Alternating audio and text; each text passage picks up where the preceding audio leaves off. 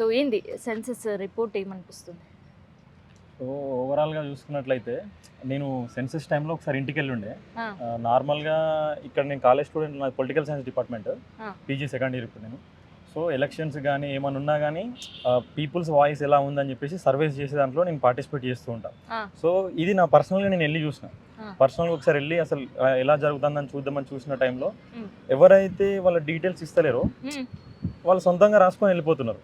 ఉమ్, ఇది ఒకటి నేను అబ్జర్వ్ చేసా. అది ఇక్కడ అబ్జర్వ్ చేసిన, మీన్ వైల్ హైదరాబాద్లో కూడా నా ఫ్లాట్లో, ఉమ్, నేను గాంధీనగర్లో ఉంటాను, ఉమ్, నా ఫ్లాట్లో కూడా ఇవ్వని వాళ్ళది వాళ్ళ కింద కూర్చొని రాసుకొని పోవడం ఒకసారి అబ్జర్వ్ చేశాను. సో దాన్ని బట్టి నేను ఒక పాయింట్కి వచ్చాను, ఏంటంటే ఇట్ ఈస్ నాట్ బీన్ ఒక ఇంటెగ్రిటీతో జరగట్లేదు ఉమ్, సర్వే అనేది, ఒక ఇంటెగ్రిటీ జరగట్లేదు అనేది ఒకటి అబ్జర్వ్ చేశాను. ఉమ్, మీన్ వైల్ ఇంకోటి చూసుకున్నట్లయితే ఈ సర్వే డాటా మొత్తం చూసుకుంటే వాళ్ళు పబ్లిక్ డొమైన్లో పెట్టట్లేదు. సరే పబ్లిక్ డొమైన్లో పెట్టినా కానీ మనం 2011 సెన్సెక్స్ డాటా, పాపులేషన్ డాటా తీసుకుంటే, um, so for example BC population తగ్గిందని చెప్తున్నారు. ఆ తగ్గిన దానికి వ్యాలిడ్ రీజన్స్ వాళ్ళు చెప్పట్లేదు. Um, and meanwhile general category వాళ్ళది పెరిగిందని చెప్తున్నారు. అది ఎందుకు పెరిగిందనేది చెప్పట్లేదు. ఉమ్, ఇదొకటి కన్సిడర్ చేసుకుంటే వాళ్ళు ఏమైతే థీమ్ అన్నారో ఈ వెల్ఫేర్ స్కీమ్స్ కోసం ఈ కులగణన అనేది ఉమ్, యూస్ఫుల్ అవుతుంది, మనం బెనిఫిట్ టార్గెటింగ్ అనేది 100%కి 100% చేస్తాం అని వాళ్ళు ఏదైతే ప్రకటించిందో ఉమ్, ఇక్కడ బెనిఫిట్ టార్గెటింగ్ అనేది మిస్ అవుతుంది. ఎందుకంటే ఇంటెగ్రిటీ లేనప్పుడు ఉమ్, నువ్వు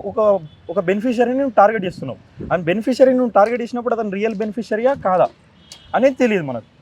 సో నేను కూడా బీసీ స్టూడెంట్నే. ఉమ్, ఓవరాల్గా అయితే నేను చూసిన దాని ప్రకారం అయితే 2000 వాళ్ళు 14-15 టైంలో కేసీఆర్ గవర్నమెంట్ వచ్చినప్పుడు ఓన్లీ 1 డేలో చేసిన డాటా వరకు చూస్తే, సో అప్పుడు స్టేట్ ఫామ్ అయిన తీరును చూసుకొని అందరికి ఒక హోప్ ఉంది, నిజంగానే ఈ డాటా యూజ్ చేసుకొని వాళ్ళు టార్గెటింగ్ చేస్తారన్నప్పుడు ఓపెన్గా ప్రజలు కూడా అందరూ ఇచ్చేశారు. ఈ ఎవరైతే వీళ్ళు ప్రొఫార్మా తయారు చేసిల్లో ఒక 100 to 150 క్వశ్చన్స్ మధ్యలో ఏమో ఉన్నాయి కదా, ఉమ్, ఆ క్వశ్చన్స్లో కూడా so while they are asking the questions, um, what is the reason for asking such type of questions అనే దానికి వాళ్ళు రీజన్ చెప్పట్లేదు. సో మీన్ వైల్ ముందే వాళ్ళ రీజన్స్ చెప్పేసి ఉంటే మేబీ ప్రజలు కూడా ఇవ్వడానికి వెనకాడబోదురు.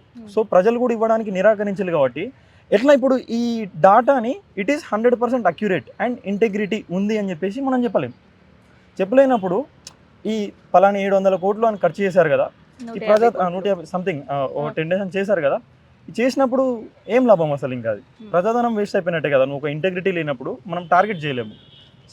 మెయిన్గా మేము పొలిటికల్ సైన్స్ స్టూడెంట్ కాబట్టి అనాలిసిస్ చేసి రాసుకున్నది ఏంటంటే socio economic survey, caste survey చేయడం ద్వారా సో మీన్ వైల్ ఇప్పటివరకు గవర్నమెంట్ తరఫున బెనిఫిషరీ అయిన వాళ్ళని నెగ్లెక్ట్ చేసేసి మిగిలిన వాళ్ళని, సో గాంధీ గారిది ఒకటి ఉంటుంది కదా, స్వర్ణోదయం అని చెప్పేసి ఒక కాన్సెప్ట్ ఉంటుంది. ఏంటి అని అంటే the one who is suffering, అతన్ని మనసులో పెట్టుకొని మనం ఒక పాలసీ తయారు చేస్తే ఆ పాలసీ అనేది 100% రీచ్ ఉంటుంది అనేది గోల్, గాంధీ గోల్. సో ఆ ప్రిన్సిపల్ని పక్కకు పెట్టుకొని చూసుకున్నట్లయితే 100% ఇక్కడైతే రీచ్ అవ్వలేదు అనేది అదొకటి. సో మేము దీన్ని అడ్డుకుంటున్నాం అని.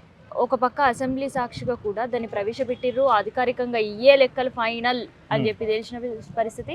నెక్స్ట్ అకాడమిక్ ఇయర్ పైన దీనిపైన ఎఫెక్ట్ పడుతుందా? పక్కా పడుతుంది కదండి అకాడమిక్ ఇయర్ పైన. ఫర్ ఎగ్జాంపుల్ వాళ్ళు ఒక బీసీ పాపులేషన్ అనేది తగ్గింది అని చెప్పేసి అని అంటున్నారు కదా, బీసీ పాపులేషన్ తగ్గింది అని అంటే అసలు బీసీలలో ఒకరు పుట్టలేదా ఈ 4-5 years టైంలో? కానీ బర్త్ రేట్ 0 ఉండి డెత్ రేట్ మాత్రమే పెరిగిందా పాపులేషన్ తగ్గింది అన్నప్పుడు? కాదు కదా. మనం ఏ ఇంటెగ్రిటీ, ఏ డాటాను పట్టుకొని మనం అంటాం, ఆ డాటాను పట్టుకొని నువ్వు స్కీమ్స్ ఇస్తావు. ఇందిరమ్మ ఇల్లు అన్నావు కదా, ఆ డాటాను పట్టుకొనే ఇస్తాం. ఇప్పుడు ఫర్ ఎగ్జాంపుల్ నిన్నాక మొన్న వాళ్ళు రేషన్ కార్డ్స్కి అప్లై చేసుకోవచ్చు అన్నారు కదా, ఈ డాటాను బేస్ చేసుకునే కదా. అది కూడా బీసీలలో ఇంతమంది బ్యాక్వర్డ్ ఉన్నారు, ఇంకా వైట్ రేషన్ కార్డ్స్ ఉన్నాయి అని చెప్పేసి అన్నిటినీ దానికే లింక్ చేస్తున్నాం మనం.